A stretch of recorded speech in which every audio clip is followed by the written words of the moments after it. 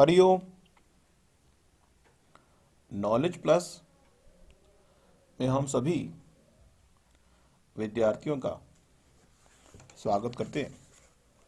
आज Hariom astrology class number 521 class है। इस क्लास के अंदर एस्ट्रोलॉजी के संबंध में एक कंपाइलेशन टॉक हम दे रहे हैं और इसमें बताने का प्रयास कर रहे हैं कि राहु के बारे में बात करेंगे। राहु के बारे में तो जितनी बात की जाए उतनी कम है। अब जो 10th भाव राहु का जो प्रभाव है, राहु के प्रभाव को देखते हुए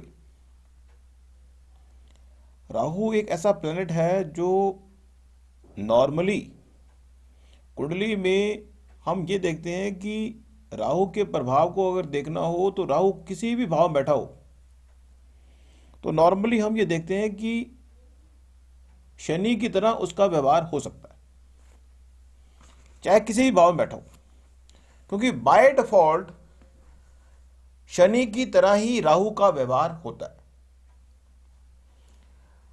अब अगर जो राहु है पहले भाव में बैठा है तो व्यक्ति अपने कर्मों को एम्पलीफाई करेगा अपनी पर्सनैलिटी को डेवलप करने के लिए।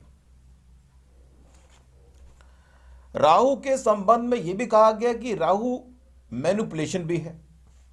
राहु जिस चीज को प्राप्त करना चाहता है, राहु से हट के एक बात बता दें कि कुंडली में जितने भी प्लैनेट हैं, कुंडली में पॉजिटिव प्लैनेट भी हैं, नेगेटिव भी हैं। कुंडली में किसी भी चीज को प्राप्त करने के लिए प्लैनेट हमारा सहयोग देते हैं, पॉजिटिव भी और नेगेटिव भी। तो यहां पे अगर हम बात कर लें राहु के संबंध में, हमने अपनी टॉक में यह भी बताया कि राहु जो है जिस भाव में भी हो उस भाव के प्रति आप किसी तरह की फोरकास्टिंग करने से अपने आप को बचाएं। लेकिन अगर फोरकास्टिंग करनी भी हो तो यह बात क्लियर कट चेकआउट कर लें कि राहु जिस भाव में बैठा हुआ है उसका जो मालिक है वो कंफर्टेबल है या नहीं, और जिस भाव में राहु बैठा हुआ है उसका जो कारक है वो कंफर्टेबल है कि नहीं।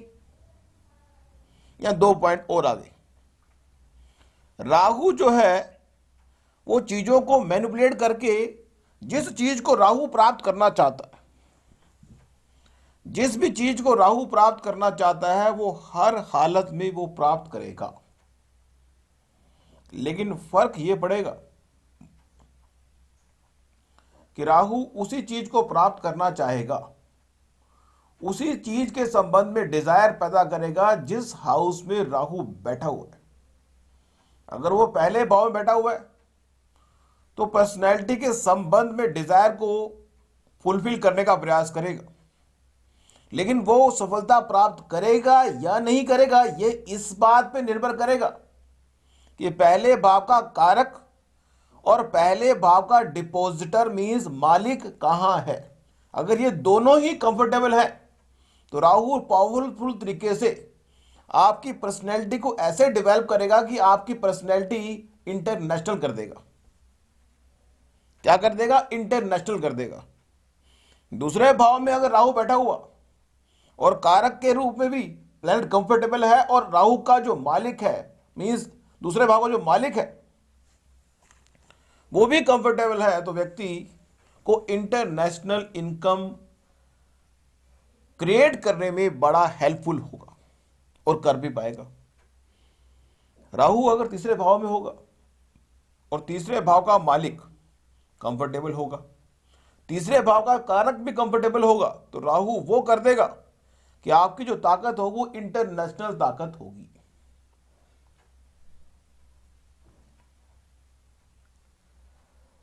राहु जो है व्यक्ति को बनाता है खोजी, रूल को ब्रेक करने की बात भी करता है। हमारी जो टॉक होती है, हरिओम नॉलेज प्लस की विशेष कृपा है कि हम राहु के बारे में बता रहे हैं कि राहु के संबंध में यह भी कहा गया कि राहु अगर छठे, आठवें और 12वें भाव में हो तो छठे भाव में व्यक्ति को एक इंटरनेशनल सर्विस प्रोवाइडर बना देता है, 8वें भाव में हो तो व्यक्ति को इंटरनेशनल खोजी बना देता है, और 12वें भाव में हो तो व्यक्ति को इंटरनेशनल मरने के बाद भी फेम मिल जाता है। अचानक की बात तो है ही। राहु जो है शनि के समान और जो केतु है वो मंगल के समान काम करता है। राहु एक ऐसा प्लैनेट है जो अपने बारे में अधिक सोचता है। दुनिया जाए भाड़ में, हमें अपना काम करना है। राहु जिस भाव में होगा वहां पे अगर वो पॉजिटिव हुआ तो वो सही तरीके से उस भाव के रिजल्ट को प्राप्त करने का प्रयास करेगा, लेकिन अगर वो नेगेटिव हुआ तो गलत तरीके से उस चीज को प्राप्त करने का प्रयास करेगा। मीन्स यहां पे बात चेकआउट करना जरूरी है। कुंडली में अगर कोई व्यक्ति आके कुंडली दिखाने आया और राहु उसका किसी हाउस में बैठा हो, लेकिन वो उसका जो डिपॉजिटर है वो अच्छा ना हो, और राहु को गुरु देखता ना हो, ये कुछ बातें ऐसी हैं। अगर राहु आपका कुंडली में इन्फेक्टेड हो गया तो राहु जिस भाव में बैठा हुआ है उस भाव के रिजल्ट को व्यक्ति तो प्राप्त करना चाहेगा, लेकिन वो अनएथिकल रास्ते को अपना सकता है। यह बात उसको बताई जा सकती है क्लाइंट को अपने, कि आप किसी भी चीज को प्राप्त करने के संबंध में अनएथिकल चीजें फॉलो अप कर सकते हैं। राहु जिस हाउस में बैठा हुआ है, मान लीजिए राहु 9th हाउस में या मान लीजिए 8th हाउस में राहु बैठा हुआ है। एग्जाम्पल ले लिया हमने, राहु किसी का 8th हाउस बैठा हुआ है और बैठा हुआ है यहां पे, तो राहु जो है अगर प्रभावशाली होगा, अब यहां पे अगर हम देखें कि राहु वहां बैठा हुआ है, यहां पे थोड़ा सा चेंज ओवर करने की बात कर रहे हैं। चेंज ओवर करने की बात कर रहे हैं कि अगर राहु 8th भाव में बैठा हुआ है और उसका डिपॉजिटर पहले भाव में बैठा हुआ है, उसका जो डिपॉजिटर है वो पहले भाव में बैठा हुआ है, तो यहां पे एक पॉइंट जो हम डिस्कस करने जा रहे हैं जो बड़ा जबरदस्त है, वो है कि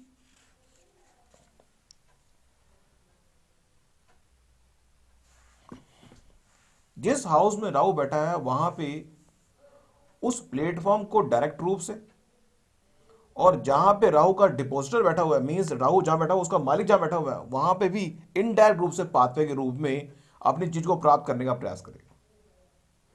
फॉर एग्जाम्पल, राहु किसी का 8th भाव में बैठा हुआ है, तो राहु जो है 8th भाव के एनवायरनमेंट के मदद से अपने आप को एक्सटेंड करने का प्रयास करेगा। 8th भाव का मालिक जहां बैठा हुआ है उस एनवायरनमेंट को भी यूज करेगा 8th भाव के रिजल्ट को प्राप्त करने के लिए, क्योंकि राहु जहां बैठा हुआ है उस चीज को वो एम्पलीफाई करेगा। अब उस एम्पलीफाई करने के लिए उस एनवायरनमेंट को भी लेगा, और उस एनवायरनमेंट का जो मालिक है वो जहां पे गया उस एनवायरनमेंट को भी लेगा। डायरेक्ट भी जहां राहु बैठा हुआ है, जिस घर का वो मेहमान बना है, वहां पे तो उस घर की एनर्जी को तो एब्जॉर्ब करेगा ही करेगा एम्पलीफाई करने के लिए, और साथ ही ये देखेगा कि उस घर का मालिक जहां बैठा हुआ है उस एनर्जी को भी एब्जॉर्ब करने का बात करेगा। यदि पहले भाव का मालिक 8वें भाव में जाके बैठ गया और 8वें भाव का मालिक पहले में बैठ गया, तो यह चीज ट्रिपल इफेक्ट के रूप में आएगी। मैं राहु जो है, जो राहु के साथ बैठ गया उसका इंपैक्ट जिस जगह से आया है उसका इंपैक्ट भी लेगा। मीन्स मान लीजिए एग्जांपल ले लें बात समझाने के लिए, कि राहु जो है किसी घर में बैठ गया, 8वें घर में राहु बैठा हुआ है, मेष लगन की कुंडली है। एग्जांपल समझ लें तो बात समझ में आ जाती है। मेष लगन की कुंडली है और अगर राहु 8th भाव में बैठा हुआ है, हम एज्यूम कर लेते हैं कि मेष लगन की कुंडली में राहु 8th भाव में बैठा हुआ है और लगन का मालिक मीन्स पहले भाव का मालिक मंगल भी राहु के साथ बैठा हुआ है। तो राहु क्या करेगा? राहु 8th भाव के रिजल्ट को प्राप्त करने के लिए डायरेक्ट तरीके से मंगल की एनर्जी को एम्पलीफाई करेगा और सीक्रेट को प्राप्त करने का प्रयास करेगा। लेकिन अब हमने ये कहा कि 8th भाव में पहले भाव का मालिक बैठा हुआ है, तो ये तो हो ही गया, लेकिन साथ साथ वो पहले भाव को भी पाथवे के रूप में यूज करेगा और उस व्यक्ति की डेवलपमेंट को भी एम्पलीफाई करने का प्रयास करेगा। मीन्स दोनों तरफ से वो एम्पलीफाई करेगा। मीन्स राहु जिसका मेहमान बना है वहां पे तो चीजें एम्पलीफाई करेगा ही करेगा, साथ ही जिस घर का मालिक उसके साथ बैठ गया उस घर को भी पाथवे के रूप में एम्पलीफाई करने का प्रयास करेगा सीक्रेट के संबंध में, क्योंकि राहु जहां बैठा हुआ है वहां पे उसका प्रभाव ज्यादा है। जहां राहु बैठा हुआ है वहां पे उसका प्रभाव ज्यादा है, तो डायरेक्ट प्रभाव उस घर को एम्पलीफाई करने का है। मीन्स हम ये कह सकते हैं 70% वो उस घर के लिए या 80% वो उस घर के लिए है और 20% उस दूसरे घर से जहां से एनर्जी आ रही है। राहु घर के मालिक के हिसाब से काम करता है, घर के मेहमान के हिसाब से काम नहीं करता।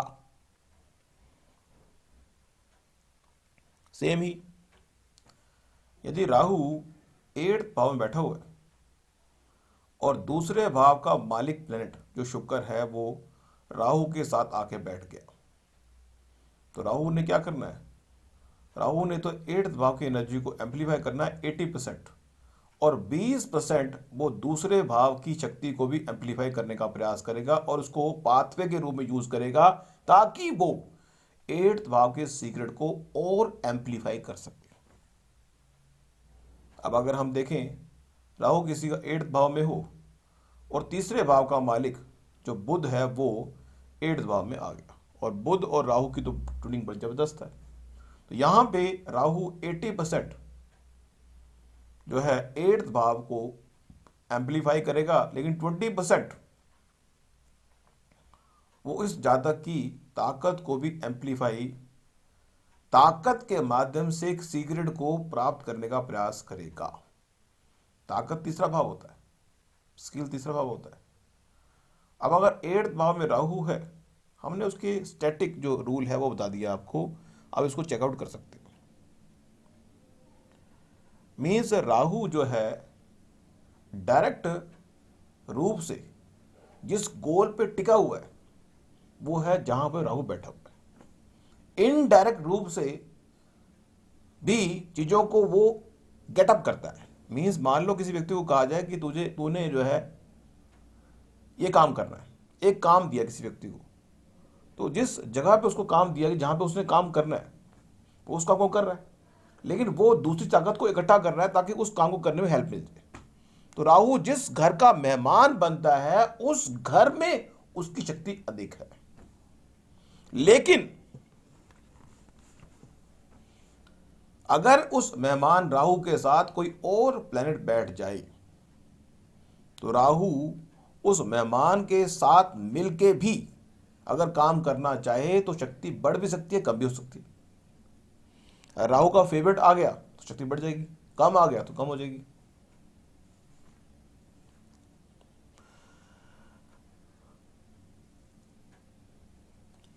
यही चीज आप D1 कुंडली में, D9 कुंडली में और D10 कुंडली में भी पुटअप कर सकते हैं।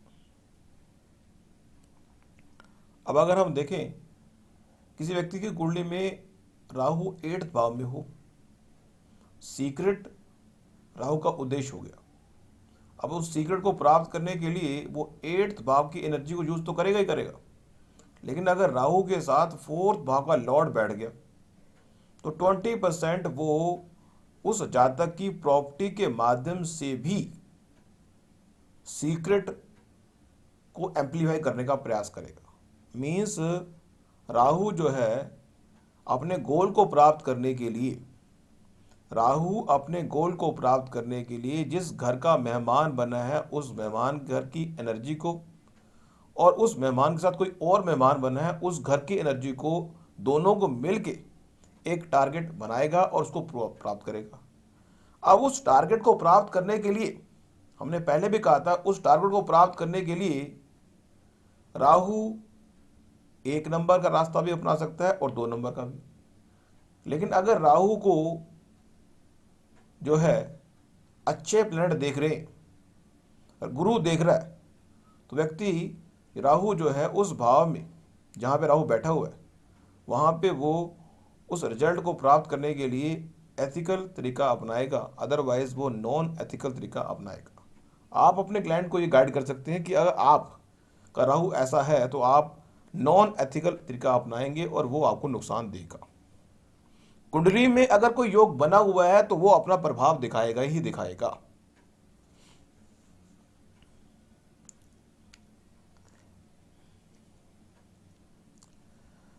तो यहां पे एक पॉइंट और भी मिलता है कि राहु अगर 8वें भाव में है और पहले भाव की एनर्जी 8वें भाव में आ रही है, तो व्यक्ति अपनी बॉडी के माध्यम से सीक्रेट को अवेल करने के लिए फिजिकल एफर्ट लगाएगा। यह पॉइंट भी हम चेकआउट कर सकते हैं, लेकिन वो एफर्ट 20% का होगा, अभी बताया। लेकिन अगर मेष लग्न की कुंडली में दूसरे भाव का लॉर्ड 8th भाव में जा गया, राहु के साथ बैठ गया, तो व्यक्ति अपने बोलने की स्किल के माध्यम से सीक्रेट को और रिवील करने का प्रयास करेगा। लेकिन राहु जो है सीक्रेट घर में पहले ही बैठा हुआ है, इसलिए वहां पे वो गहराई उसकी ज्यादा होगी। लेकिन अगर बाय चांस तीसरे घर का मालिक 8th घर के चला गया 8th घर में और राहु के साथ बैठ गया, तो यहां पे व्यक्ति कम्युनिकेशन के माध्यम से, मीडिया के माध्यम से भी सीक्रेट को रिवील करने का प्रयास कर सकता है। 4th भाव का मालिक अगर 8th भाव चला गया, राहु के साथ हो गया, तो व्यक्ति प्रॉपर्टी के माध्यम से भी सीक्रेट को रिवील करने की बात कर सकता है। यदि 5वें भाव का लॉर्ड 8th भाव में चला गया, व्यक्ति अपनी क्रिएटिविटी के माध्यम से भी राहु को बूस्टअप करने का प्रयास कर सकता है और सीक्रेट रिवील करने का प्रयास कर सकता है। यदि 6ठे भाव का मालिक, अब 6ठा भाव जो होता है हमारा डॉक्टर का है, हीलिंग का है, वकील का है, वो चला गया तो एक परफेक्ट वकील बनने का पॉइंट आ जाता है, सीक्रेट वकील बनने की बात आ जाती है। यदि 7वें भाव का मालिक 8वें भाव चला गया तो होगा क्या? 7वां भाव पार्टनरशिप है, रिलेशनशिप है। शुक्र चला गया राहु के साथ, तो व्यक्ति सीक्रेट मल्टीपल रिलेशनशिप की बात करेगा, सीक्रेट रिलेशनशिप क्रिएट करेगा। 8वें का लॉर्ड 8वें में ही है और राहु के साथ है, बस 8वें का लॉर्ड राहु के साथ बैठ गया तो इससे जबरदस्त कॉम्बिनेशन नहीं हो सकता, क्योंकि घर का मालिक राहु के साथ बैठा हुआ है।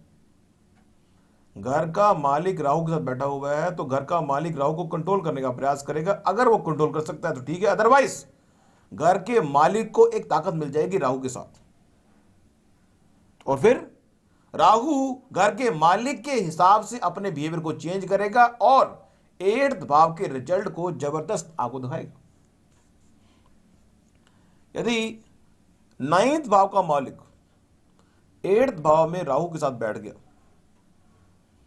तो व्यक्ति सीक्रेट चीजों को एम्पलीफाई करने का प्रयास करेगा, लेकिन इथिकल नॉन इथिकल तरीका नहीं फॉलो अप कर पाएगा, क्योंकि गुरु है।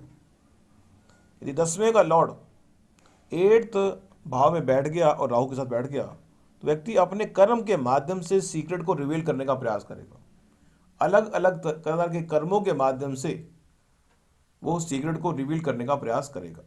यदि 11वें भाव का लॉर्ड 8th भाव में बैठ गया तो व्यक्ति नेटवर्क सर्कल के माध्यम से सीक्रेट को रिवील करने का प्रयास करेगा, मीन बहुत सारे नेटवर्क सर्कल बनाएगा ताकि सीक्रेट प्राप्त हो सके।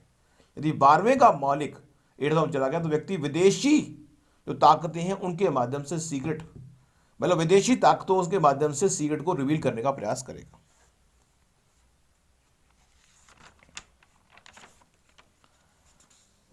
राहु के संबंध में यह कहा गया कि राहु अगर किसी व्यक्ति का जहां पे भी होता है, जहां पे भी राहु होता है, राहु की दृष्टि के बारे में कहा गया कि राहु की 5वीं, 7वीं और 9वीं दृष्टि है।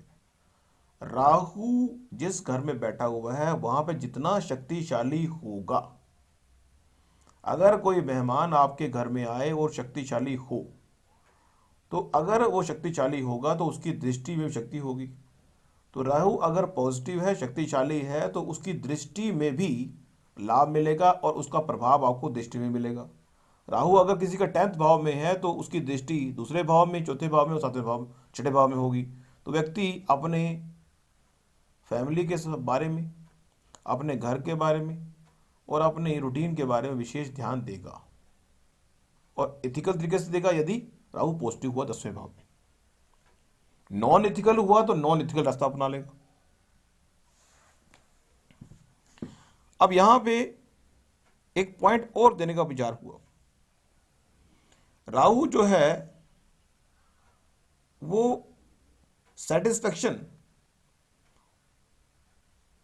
सेटिस्फाई होता नहीं है राहु।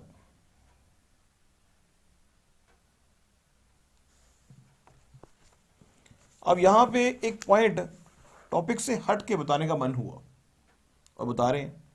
नॉर्मली व्यक्ति ये जानना चाहता है, नॉर्मली एक व्यक्ति जानना चाहता है कि वो नौकरी करे या बिजनेस करे। D10 कुंडली को चेकआउट करें। D10 कुंडली को चेकआउट करो कि नौकरी के लिए शनि और बिजनेस के लिए बुध। कुंडली में अगर शनि प्रबल है तो आप नौकरी करोगे, बुध प्रबल है तो आप बिजनेस करोगे। और साथ में सूर्य को चेकआउट कर लेना भी बड़ा बेहतर है, क्योंकि कॉन्फिडेंस वहीं से आएगा। तो कुंडली में D10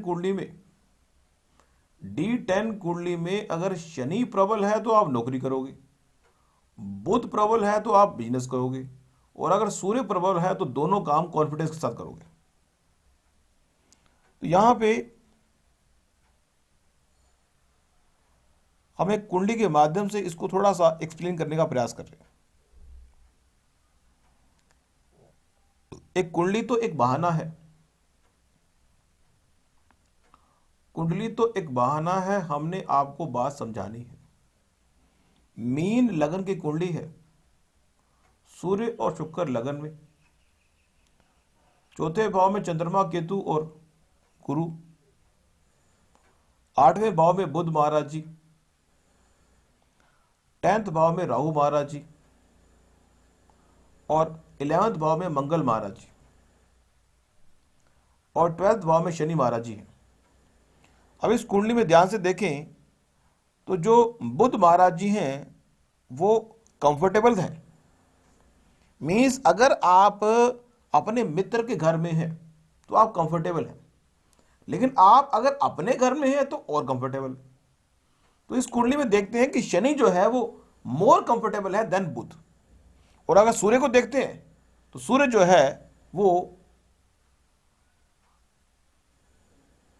गुरु के घर में है, वो भी कंफर्टेबल है।